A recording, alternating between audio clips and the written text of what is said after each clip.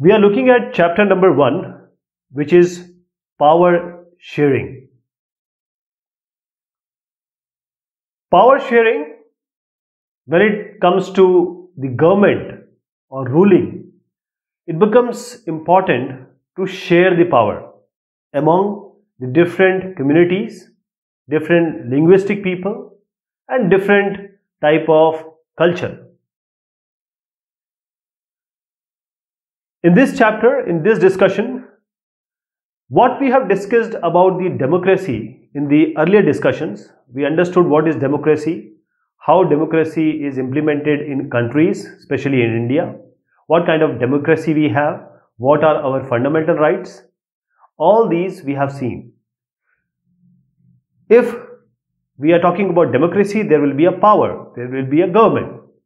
So the intelligent sharing of power among various parts of democracy, that is the legislature, executive, judiciary, it is very important because this is the basis of democracy and the design of democracy will be good. To understand this, we will take example of two different countries. One is our Asian country, the other is a European country. Now, how these two countries, the story of these democracies, how they handled the power sharing. One did something good, one did something not so good.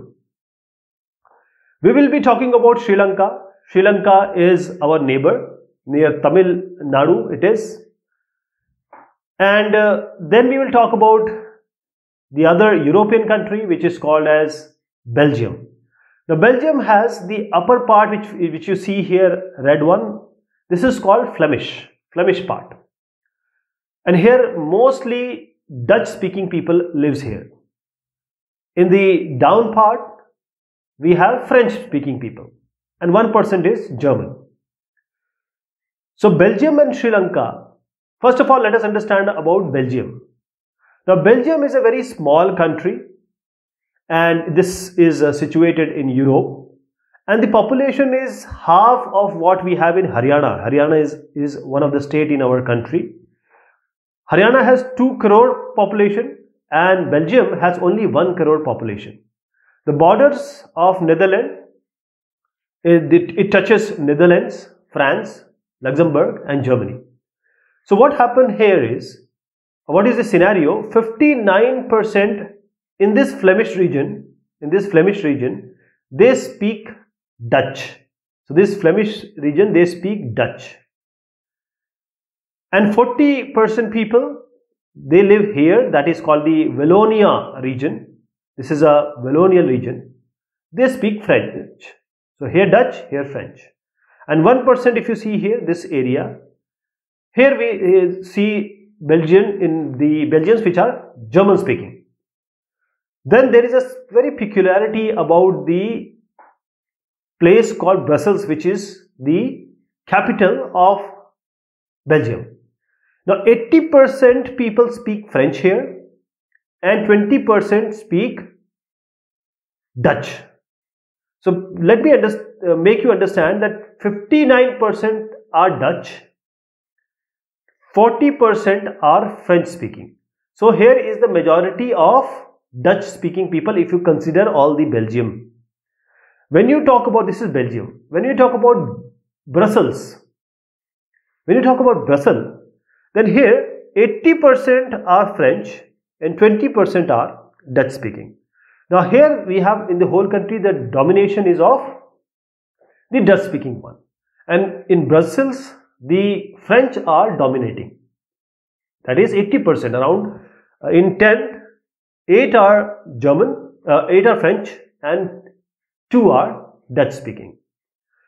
So now this has a kind of you can say very vivid or different type of communities living together. What happened? What was the root of problem that may arise? It didn't, but still it was there. Now the minority French, they were quite rich and powerful. They are minority here, but they were rich and they were powerful also.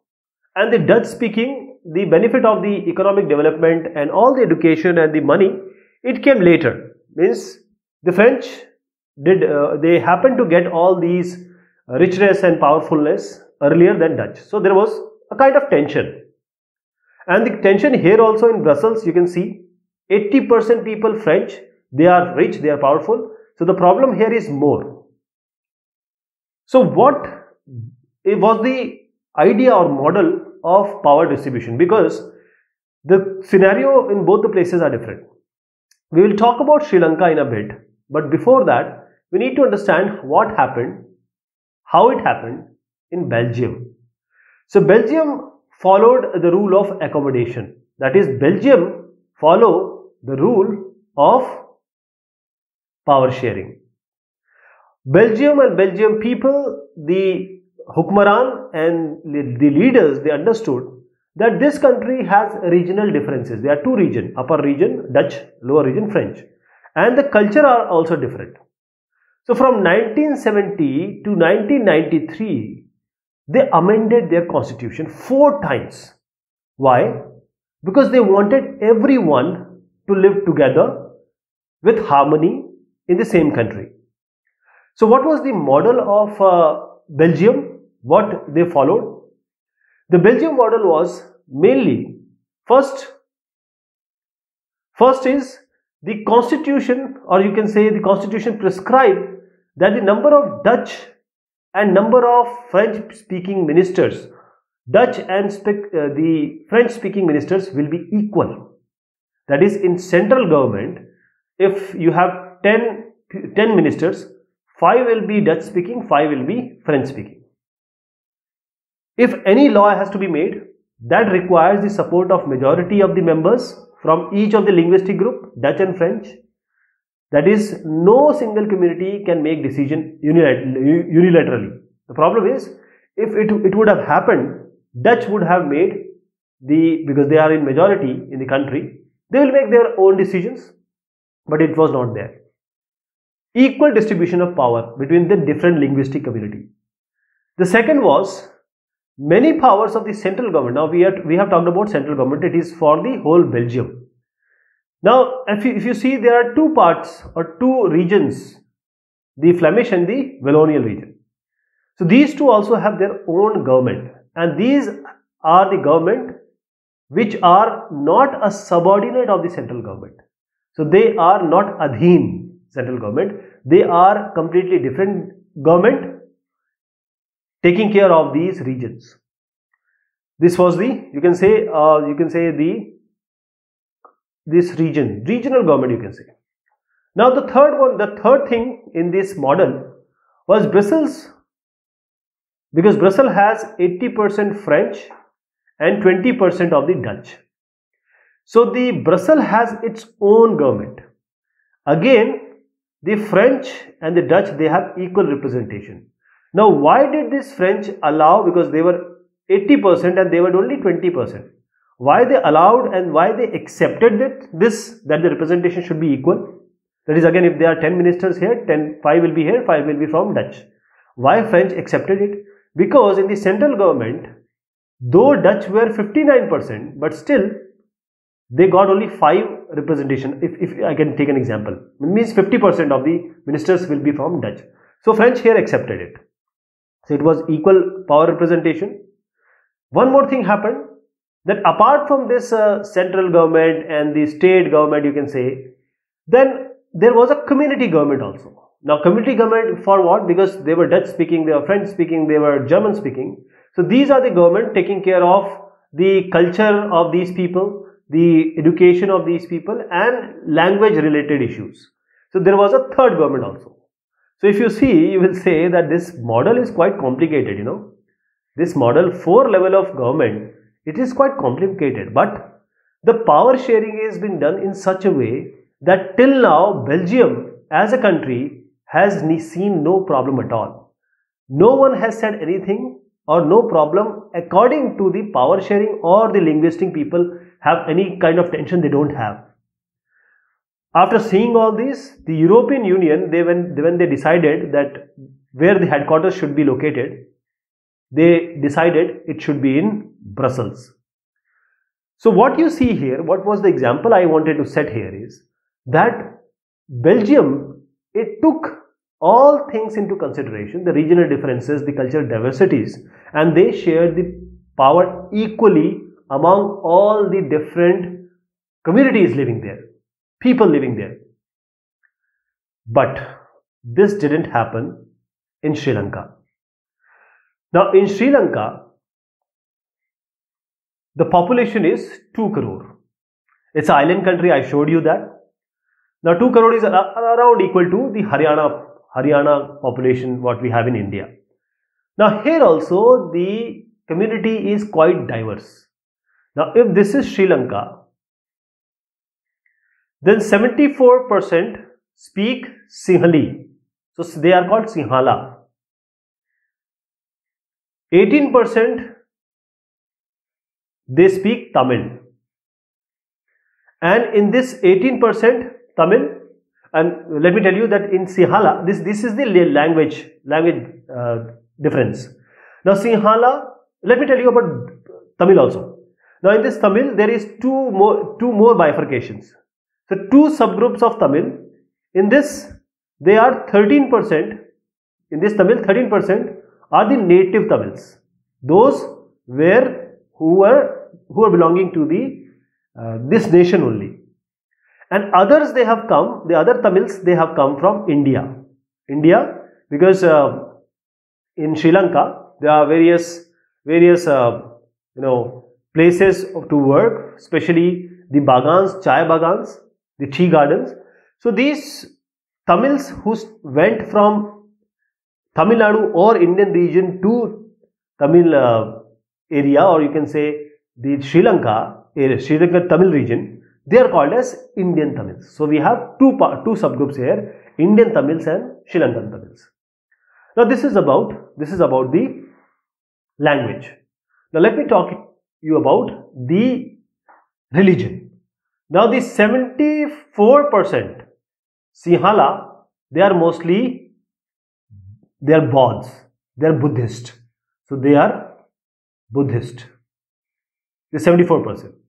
Others, that is the Tamil, they are mostly, the Tamils are Hindus also and Muslims also. So they are Hindus, Muslims. Along with this we have 7% population of Christians. So these Christians, they are both Tamil and Sinhala. They speak Tamil also and Sinhala also. Now you can see there is a quite complicated scenario here, and we have Sinhalas, we have Sri Lankan Tamils, Indian Tamils and Muslims. So this is the region of Tamil. This is the Tamil dominated region. Others are distributed, means Sinhala are distributed. Now what happened? The thing started with a majoritarianism in Sri Lanka. In 1948, Sri Lanka got its independence. Now the leaders of Sinhala community and also the government, that is the central government which is properly elected government. So Sinhala community leaders and this government, because the government was it was dominated by the Sinhala community people, in 1956 they passed the act that now this Sinhala or this language will be the official language of the country. They just disregarded Tamil language. And also they started, or they had in constitution, that they are going to protect and foster Buddhism. So what will happen to Hindus, Muslims and the Christians? So they started doing this thing. So there was a kind of alienation among the Sri Lankan Tamils. Now because Tamils, what the government has decided, the government said that, okay, the Sinhala will be favored as far as university positions are concerned, jobs are concerned, their culture is not being seen. So they had a feeling of alienation. They had a feeling of alienation that our Tamil, first of all our language and our religion is not being taken care by the government, and they are alienating us. They are not treating us in that way which we should be. And because of this, the Sinhala and Tamil, they started having tensions. Now because the Tamil has nothing to do, because they they wanted something, their leader, or they started making different organization and went to the government. They said, okay, we want let us give this place to us, give us an autonomy of this place. But the Sri Lankan Tamils, though they launched parties and struggles, the government did not allow, or they didn't even give any ears, or blind ears, you can say, deaf ears to the autonomy what the Tamils were wanted. Now Tamil has nothing to do. What can they do? They started wars, or you can say civil war. Now what is a civil war? Say if you and your neighbor, they start fighting, that is a war. But when you and your brothers start fighting, that is a civil war, because it is inside home. So when in Sri Lanka, the Sinhala, the Tamils, they started fighting internally, this was a civil war. And we have already seen that this widespread conflict of these two communities and different communities, the problem is that Sri Lanka was having a very good social, economic and cultural in these South Asian countries. It was having a very good level, but the problem was, because of these civil war, because of this widespread conflict, it was a setback to all the social, cultural, economic level of Sri Lanka. So this Sri Lanka did, and you see that the problem of Sri Lanka not sharing the power, not giving enough representation or power to the Tamils, to Indian, and you can combine them, Indian and the native Tamils, along with the Christians and also the communities, different communities, Hindu and Muslim, because they started protecting only the Buddhist religion. So there was a war, and everything went from very good to very severe case. Now we come to the question that why is power sharing desirable? Belgium did a very good job, but Sri Lanka, they didn't do that job, so there was a problem of civil war. Thousands of people were killed of both the communities. So two different set of reasons we can give in favor of power sharing. First, we can say that power sharing is good because it helps to reduce the possibility of conflict between social groups. In Belgium, there were French speaking, Dutch speaking. There can be a problem between these two, but it didn't happen. But in Sri Lanka, the Tamils and Sinhala, they started fighting, and it was a civil war. LTT came into existence, the Liberation Tiger of Tamil Eelam. Eelam is the Sarkar, that is the government. So they wanted to liberate that Tamil area, and it was all bloodshed. So firstly, the power sharing is good because any possibility of conflict can be stopped, reduced. And the second is the deeper reason why this power sharing is important. Whenever we talk about democracy, it is good for democracy, because power sharing is the only and very spirit of democracy. It is the Atma of democracy. So the democratic rule involves sharing power with those which are affected by its exercise or who have to live with its effect. For example, here French and Dutch, here Tamilians and Sinhalas. So this first one, let us call it as prudential, because it is quite moral, very, you can say very common sense thing.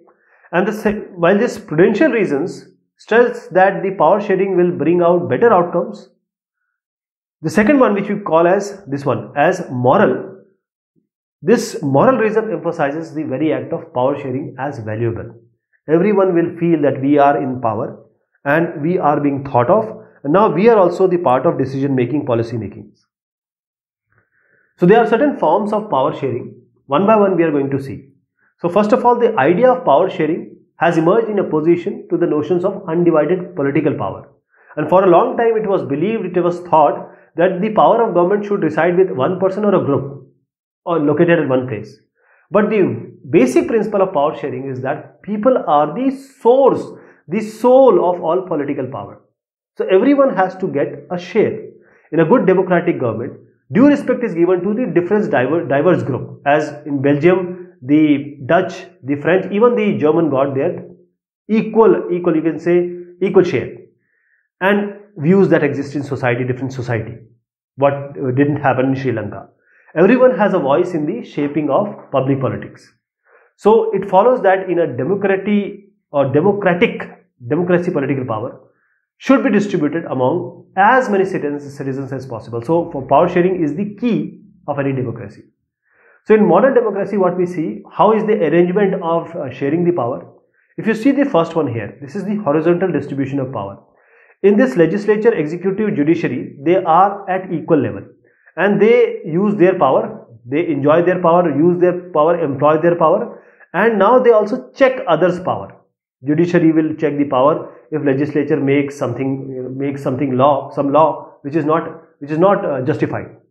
So every part or every stable of the democracy are is same level. They are at same level and they are also checking one another. That is why we call this arrangement as the arrangement of checks and balances. The second one is the vertical distribution of power. Let us take an example of India. We have a central government and this is for the whole country. Then we have state government for each state which we have. And this below level, one more level, we have municipality and panchayats. So this is a ward level, this is a state level, and this is a central level. All these have different powers, though the power start reducing when we come from top to bottom, but still everyone has its own power, every government has its own power. Then we have the third one, which is the power sharing among different social groups. We call it as a community government. As we saw in Belgium, the Flemish community, the French community and the German speaking community, they all got equal share of, or they have their own community government. So now the different parts or diversity or communities, they can have their own government. That is called community government. This is also one of the type of power sharing. Then we have the coalition government. That is, if you see here, different people are heading different parties, and all parties have different vichardharas, different thoughts. So all these can combine their ideas together and they can form a government. For example, Mulayam Singh party or Indian National Congress or Mayawati party, they can combine or they can come together and they can form a coalition government. So if representation of different kind of people they are representing, they can be thought as a coalition government. Here I have just given the difference between the horizontal and vertical because it is generally asked. So what are the most common arrangement that we saw? Let me take you through it again. First one is the horizontal. So power is shared among different organs of the government like the legislature, executive and judiciary, and we call it as a horizontal distribution because it allows different organs of the government placed at the same level to exercise different powers. So this is the horizontal one. We have vertical one. The power can be shared among different governments or among governments at different levels. General government or central government for the entire country, and then for each state, province or regional level we have different governments. The division of higher and lower levels of government is called the vertical division of power. The third one, as I said, power may be shared among different social groups like religious or linguistic groups. This is called community government. It's a good example of this arrangement. Then we have power sharing arrangement that can also be used in a way of political parties, coalition government, Mili-Juli Sarkar or alliance. So pressure groups and movement controls or influence those in power. So this is all about this chapter. Thank you so much and take care of yourself.